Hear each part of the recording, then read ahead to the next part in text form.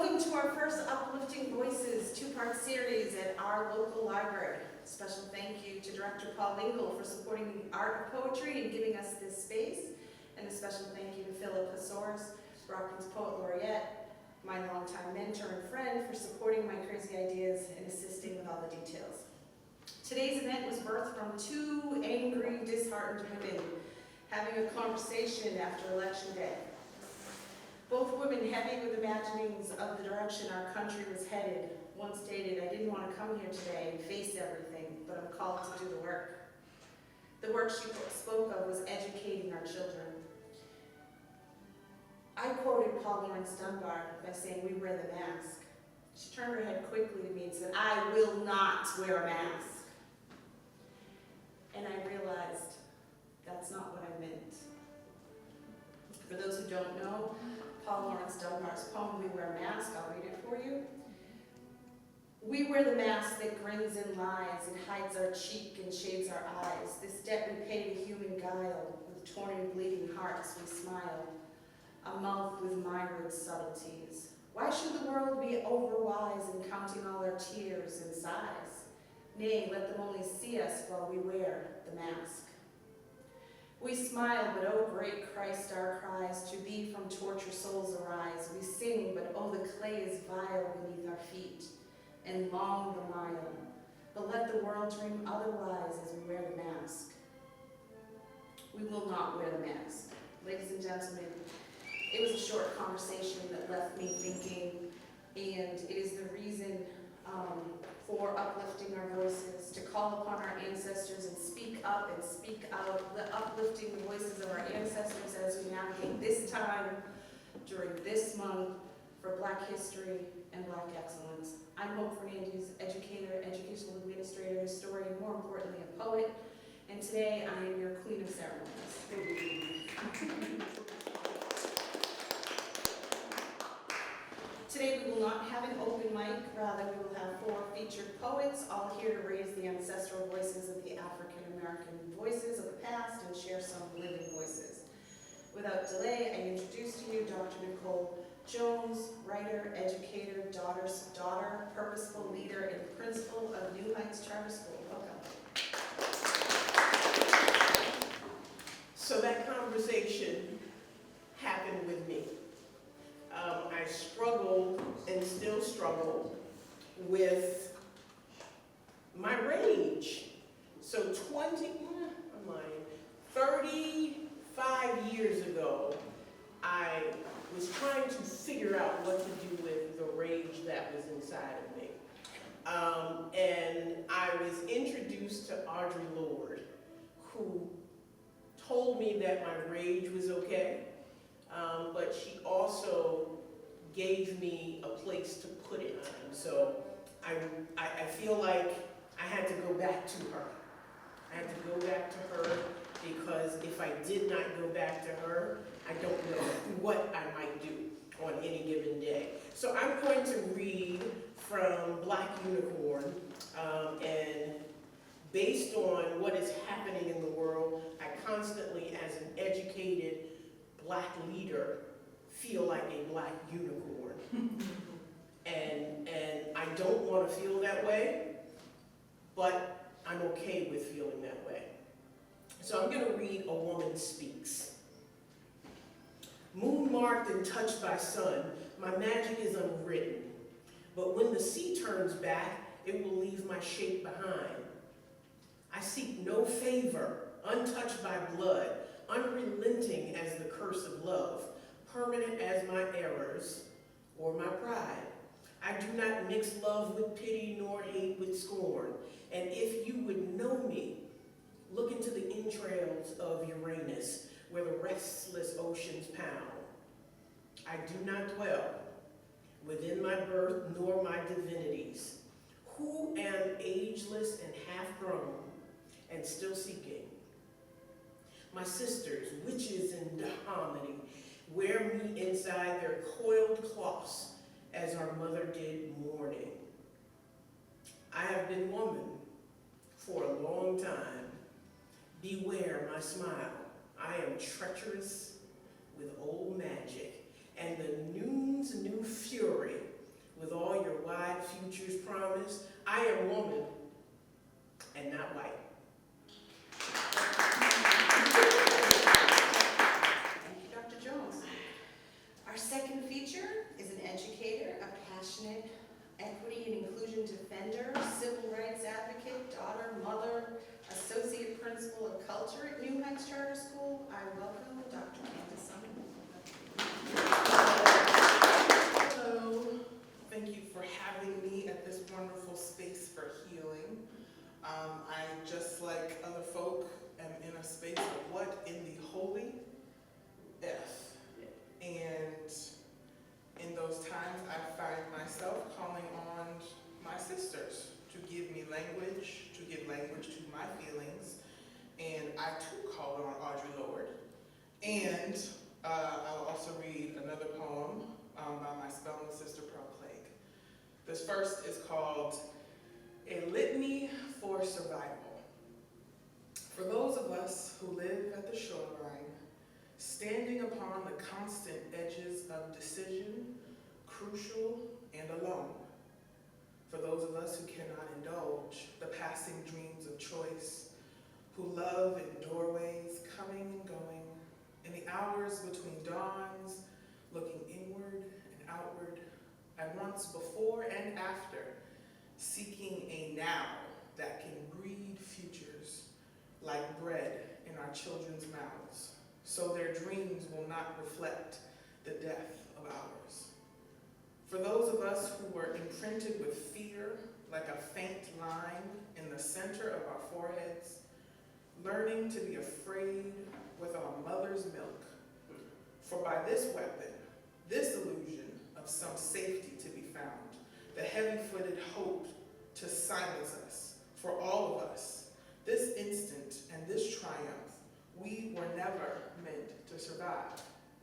And when the sun rises, we are afraid it might not remain. When the sun sets, we are afraid it might not rise in the morning. When our stomachs are full, we are afraid of indigestion. When our stomachs are empty, we are afraid we may never eat again. When we are loved, we are afraid love will vanish. When we are alone, we are afraid love will never return. And when we speak, we are afraid our words will not be heard nor welcomed. But when we are silent, we are still afraid. So it is better to speak, remembering we were never meant to survive.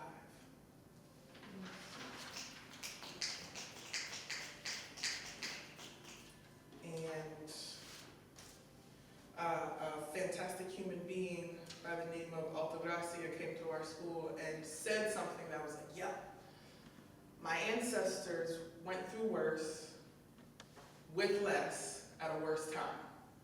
So I feel inspired because I know I'm looking at a brighter future, unfortunately, than my ancestors, but I will become someone's ancestor.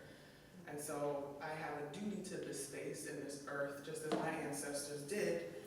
And it is in that spirit, I read an excerpt from We Speak Your Names by my Spelman sister, Pearl Clegg.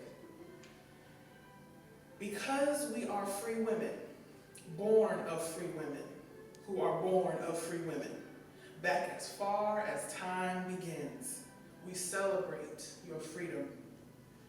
Because we are wise women, born of wise women, who are born of wise women, we celebrate your wisdom. Because we are strong women, born of strong women, who are born of strong women, we celebrate your strength. Because we are magical women, born of magical women, who are born of magical women, we celebrate your magic. We are here because we are your daughters, as surely as if you had conceived us, nurtured us, carried us in your wombs, and then sent us out into the world to make our mark and see what we see and be what we be, but better, truer, deeper, because the shining example of your own incandescent lives. We are here to speak your names, because we have enough sense to know we did not spring full-blown from the forehead of Zeus, or arrive on the scene like Topsy, our sister once removed, who somehow just growed. We know that we are walking in footprints made deep by the confident strides of women who parted the air before them like the forces of nature that you are. We are here to speak your names because you taught us that the search is always for truth, and that when people show us who they are, we should believe them. We are here because you taught us that sister speak can continue to be our native tongue, no matter how many languages we learn as we move about as citizens of the world and the ever-evolving universe. We are here to speak your names because of the way you made for us, because of the prayers you prayed for us. We are the ones you conjured up, hoping we would have strength enough, and discipline enough, and talent enough, and nerve enough to step into the light when it turned in our direction and just smile a while. We are the ones you hoped would make you proud, because all of your hard work makes all of yours part of something better, truer, deeper, something that lights the way ahead like a lamp unto our feet, as steady as the unforgettable beat of our collective heart. We speak your names, we speak your names. Thank you, Brother Clay. And thank you. Thank you, Dr. Summers. Our third poet is stuck in traffic, so I'm going to move in.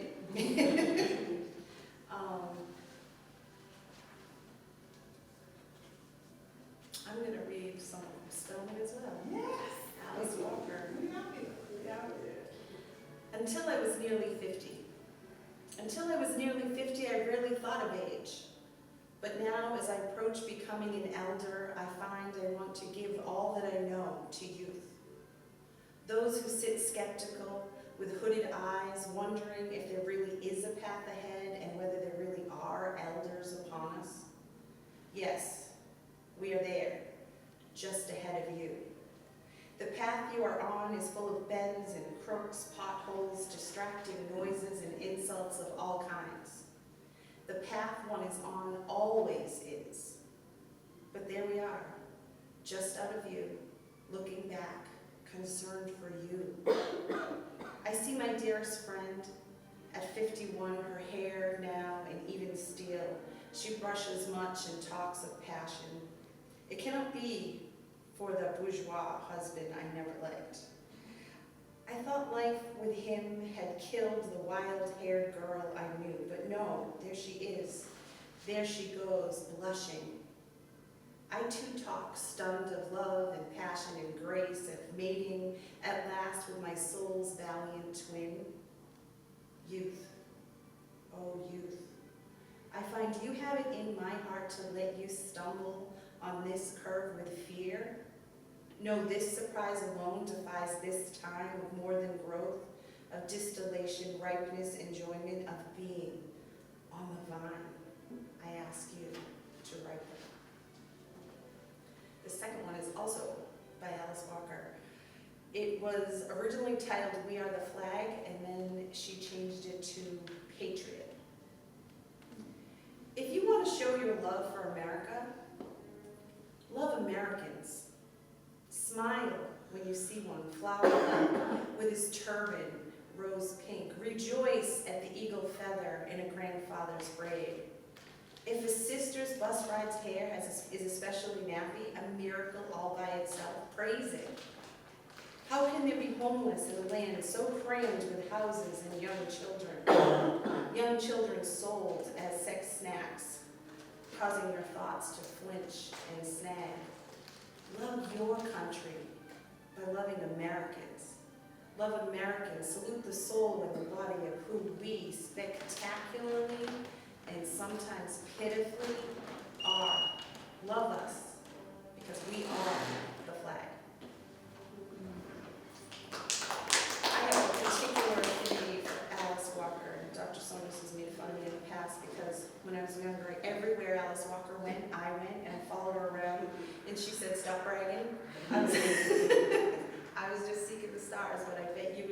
fiance.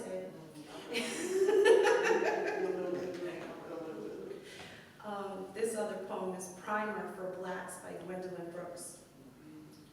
Blackness is a title, is a preoccupation, is a commitment Blacks are to comprehend, in which you are to perceive your glory.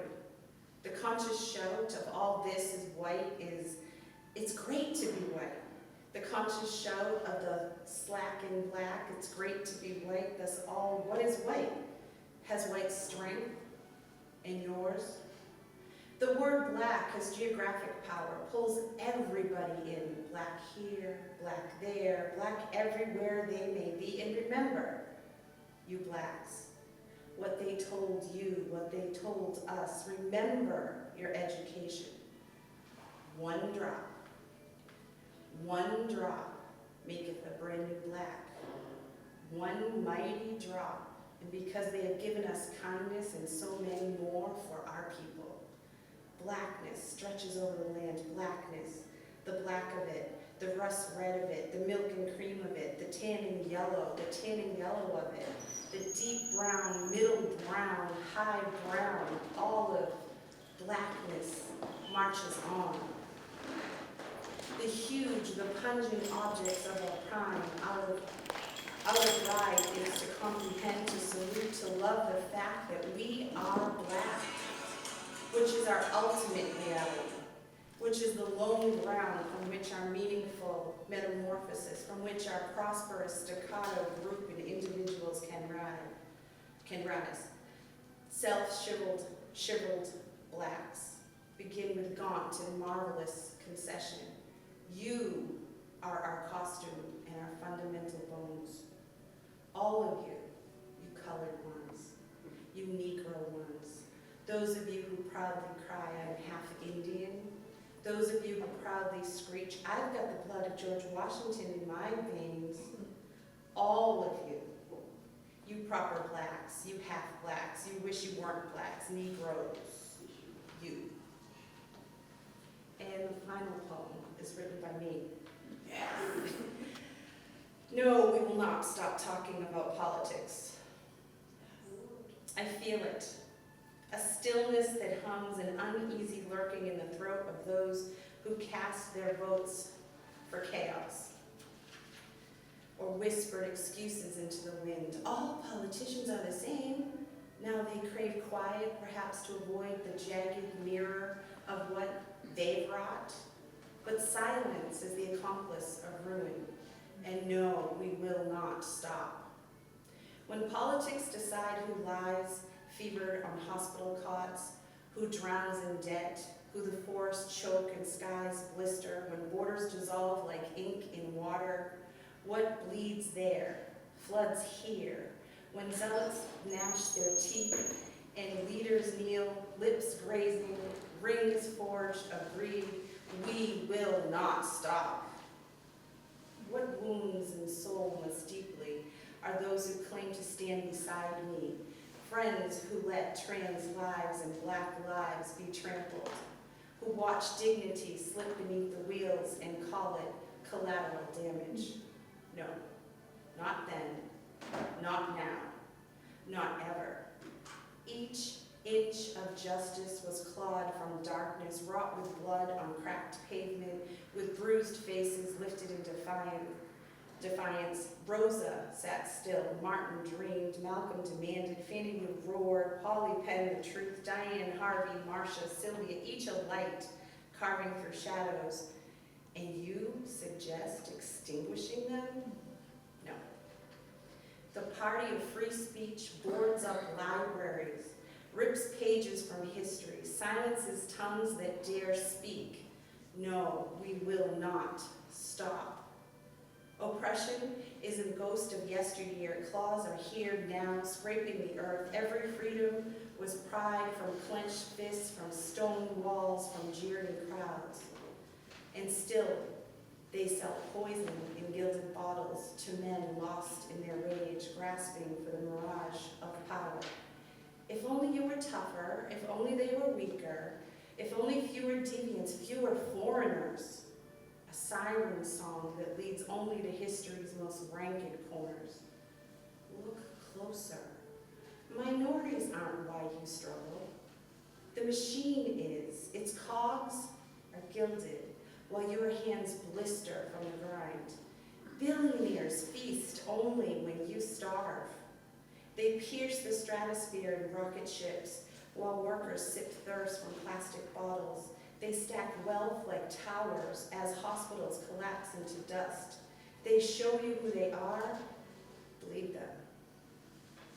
Derogation may glitter, but it's fool's gold.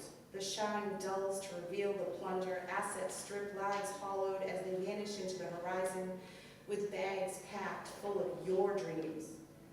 Reagan still echoes in the rafters. Gosh, couldn't afford a house. Follow the breadcrumbs. Join the goddamn dots. Yes, trust is shattered. Lies thick in the air like smoke, and now they pledge allegiance to the loudest deceivers, their words sharp as knives, their patriotism a hollow howl. Truth warps into treason, equality branded extremism, freedom shackled and renamed. It doesn't end well. This tide, this vast and roaring tide, it threatens to drown us, but we will not drown silently. We will carve our words into its waves. We will name what festers in its depths. We will stand even as it crashes.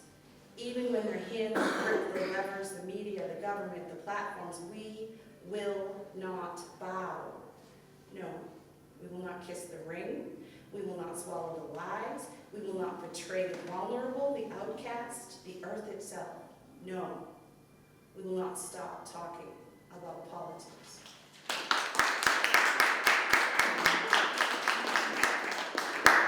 And our third poet has arrived right on time, so I'd like to introduce to you Mawakana Onifade. Good afternoon, family. So, Mawakana Onifade, and it's a pleasure and an honor to be here in Brockton. And so, on this beautiful Black History Day, I definitely want to, just honor the fact that we're still standing. And, I was listening to this poet here, that's a dear friend of mine, talk about we will still rage against the machine, and we will. And so I'm here, though, to honor some poets that came before us. And when I think about relationships, I think about the relationship between Nichole and the all-time first GOAT ever. A lot of ITers say they're the GOATs, but we do know the first and only GOAT is Muhammad Ali. And I didn't realize that when Muhammad Ali was stripped from his titles and stripped from being the livelihood of his career in the height of his career, because he refused to fight in Vietnam, Nichole, being very famous at that moment, was asked if he could come on tour with her. And so I was like, okay, besides the famous 2 or 3 lines that we know Muhammad Ali to do to intimidate his opponent, he had about 35 poems that he wrote. And I started to go deeper, and I found quite a few that I was like, this is very timely for the time that we live in. And so I want to share a few of his poems and the few poems of Nichole. And so it's very timely about their friendship. And it just reminds us that during this time, it's about building within our communities, right? Because we're not going to die. We're not going to sit down. We're going to always fight. So with that being said, Nichole, even though she was an elder, she understood the power of the youth, and she understood the power of music. She was a great connoisseur of jazz. But as hip-hop came around, she started listening to the modern-day poets and the modern-day prophets, but she knew the power of words. and the power of people's poets. And as you know, Tupac Shakur was an extraordinary poet, and he had a book of poetry that young people around the world, old folks around the world, admire. It wasn't just his music. And so this is her love poem to Tupac Shakur once he was murdered, and according to her, assassinated because he told the truth. As I tossed and turned, unable to achieve sleep, unable to control anxiety, unable to comprehend why, Tupac is not with us. If those who lived by the sword died by the sword, there would be no white men on earth.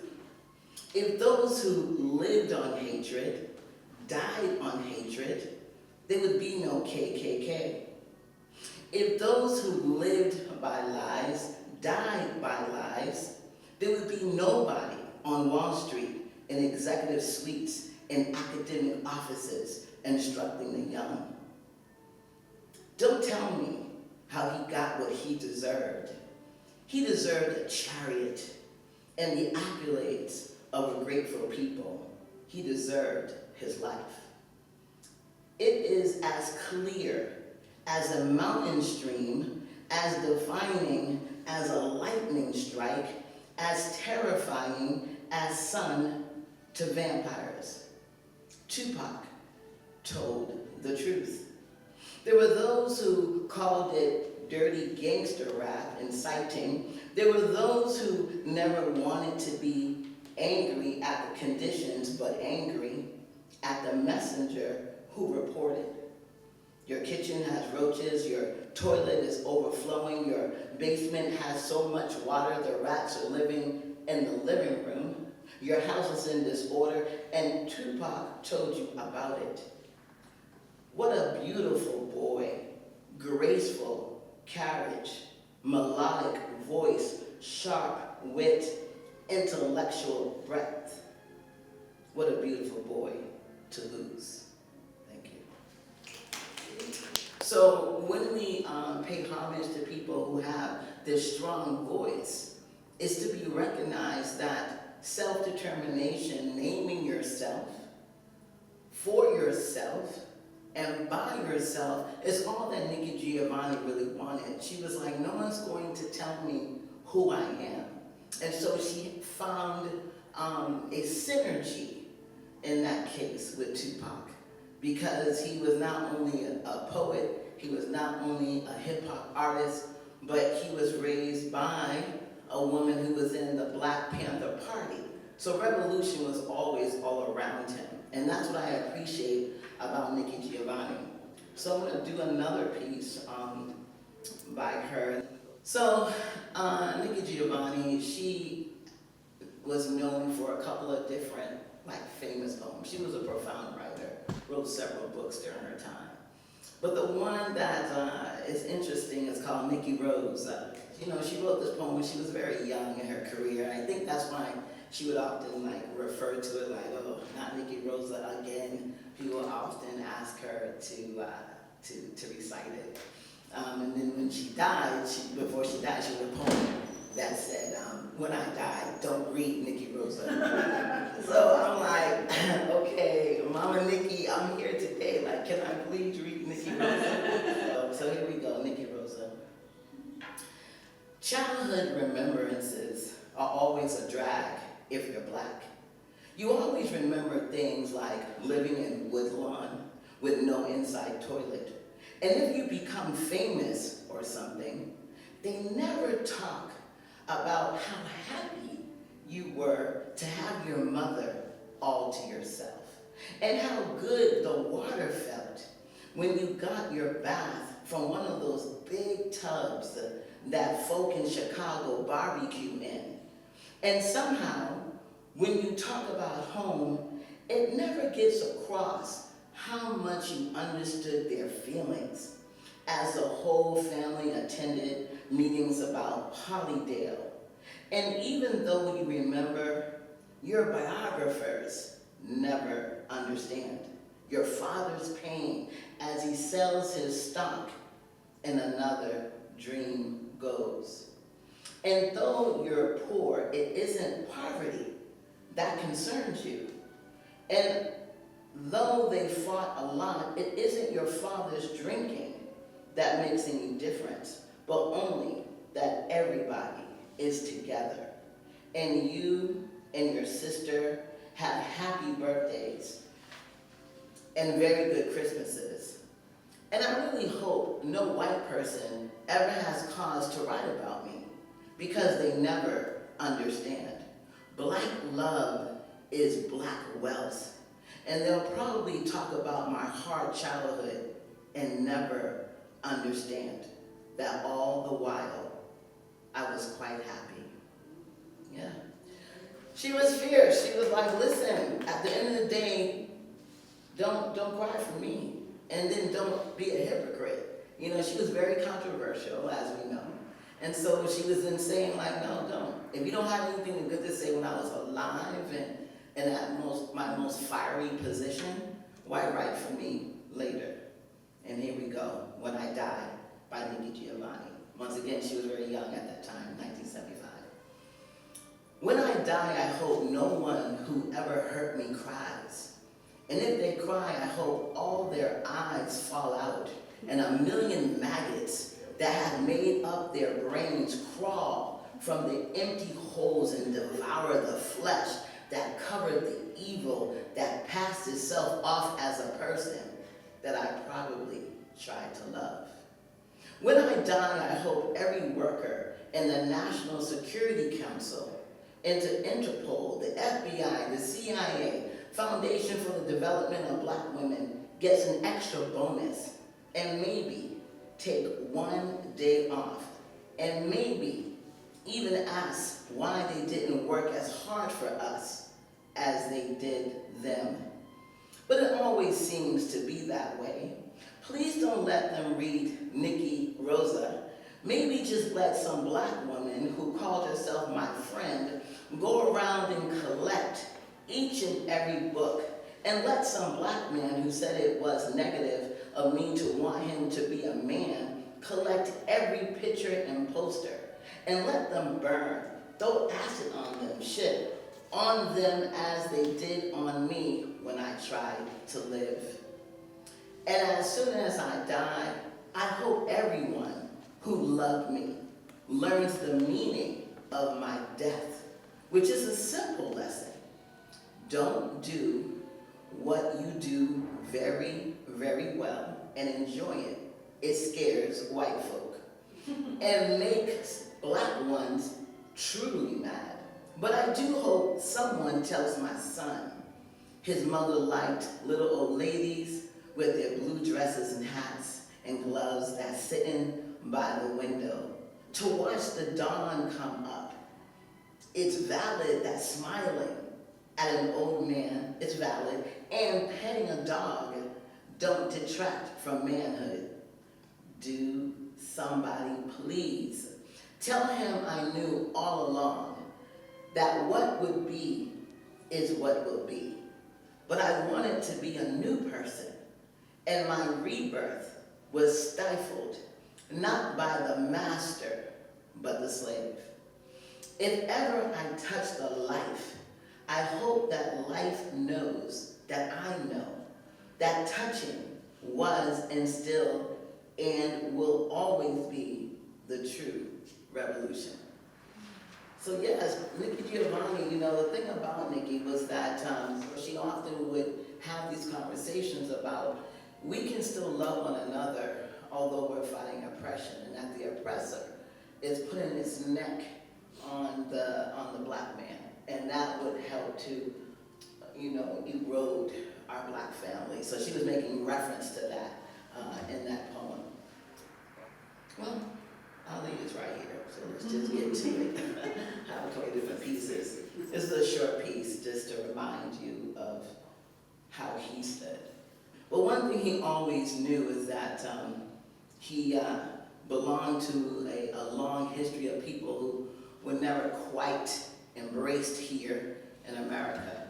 And so he had this notion of, I am America because of his ancestors and how we helped build this nation. So he had a short piece he called I Am America.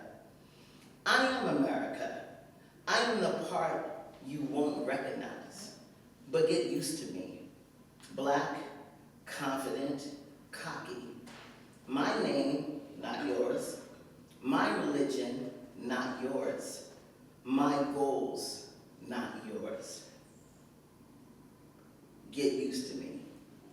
Thank you. Yeah, he was around for a while, as we know, right? He was like, hey, listen, this is just the beginning, right? Once he was reinstated, he was still the fierce Ali that we know and love to the very end. So, when we talk about Muhammad Ali, we know that his sense of knowing like the everyday struggle of Black America was really dear to him. And he would speak out when he had an opportunity to do so. And so this is a poem that he wrote to honor the 1971 Attica prison riot. Better fare from all I see, to die fighting to be free. What more fitting end could be? Better surely that in some bed, where in broken health I'm led, lingering until I'm dead. Better than with prayers and pleas, or in the clutch of some disease, wasting slowly by degrees. Better than a heart attack, or some dose of drug I lack. Let me die by being Black. Better far that I should go, standing here against the foe. It is the sweeter death to know. Better than the bloody stain on some highway where I'm lain, torn by flying glass and pain. Better calling death to come than to die another dumb, muted victim in the slum. Better than this prison rot. If there's any choice I've got, kill me here on the spot. Better for my fight to wage, now while my blood boils with rage, lest it cool with ancient age. Better violent for us to die than to Uncle Tom and try, making peace just to live alive. Better now, I say my sooth, I'm gonna die demanding truth, while I'm still akin to youth. Better now than later on, now that fear of death is gone, never mind another dawn. And so this concludes, my piece around these famous poets that their stories are very timely in this time when we will continue to fight against the machine. Thank you so much. Wow, we are among greatness. We need to remember the greatness. We need to raise our voices. We will not wear a mask. We will speak up. We will speak out. Thank you everyone for your attendance and support. Please join us next week for our regular monthly poetry reading, Everyone Has a Voice. And on March 8th for our second Uplifting Voices series, where we will uplift the voices of women for Women's History Month.